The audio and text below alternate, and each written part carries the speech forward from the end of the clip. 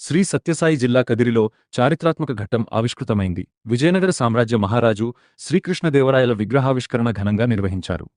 ఈ కార్యక్రమంలో Hindupur MP BK Parthasarathi, Kadiri MLA Kandikunta Venkata Prasad పాల్గొని శ్రీకృష్ణదేవరాయల విగ్రహాన్ని ఆవిష్కరించారు. అనంతరం నిర్వహించిన భారీ బహిరంగ సభలో ప్రజలను ఉద్దేశించి ఎమ్మెల్యే కందికుంట వెంకట ప్రసాద్ ప్రసంగించారు.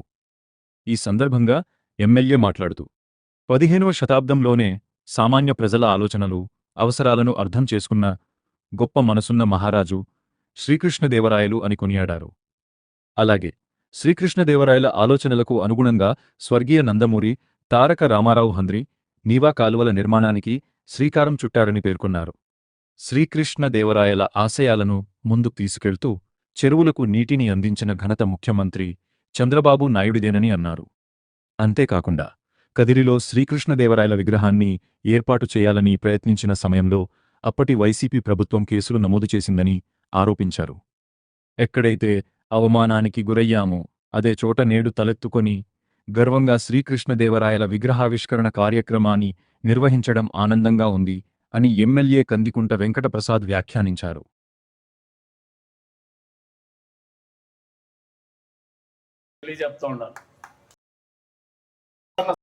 సందర్భంగా అభినందనలు, శుభాభినందనలు, శుభాకాంక్షలు. ఖచ్చితంగా శుభాకాంక్షలు తెలపాల్సినటువంటి సమయం ఇది. ఎందుకంటే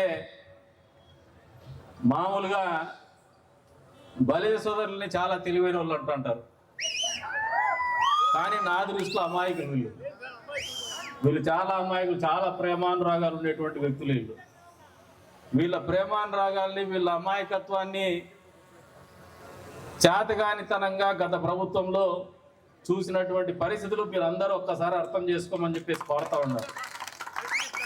ఎందుకు చెప్తున్నానంటే ఈ మాట, పాపం మా చింతకుంట రమేష్ అన్న, ఆయన సంఘ సభ్యులు అందరూ కలిసి మామూలుగా అధికారంలో ఉన్నటువంటి పార్టీని అడుగుతారు ఎవరైనా. అది తప్పేం కాదు. అధికారంలో ఉన్నటువంటి పార్టీ అని చెప్పేసి పాపం అప్పట్లో మంత్రిగా ఉన్నటువంటి పెద్దిరెడ్డి రామచంద్రారెడ్డి గారి దగ్గర కూడా పోయి వచ్చినారు.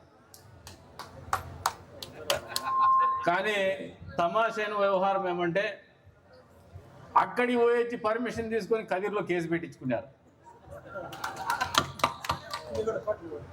పాపం 18 లక్షలు పెట్టి అప్పట్లో శ్రీకృష్ణదేవరాయని తీసుకొచ్చి వీళ్ళతో పాటు ఆయన అరెస్ట్ చేయించేసినారు ఇక్కడే.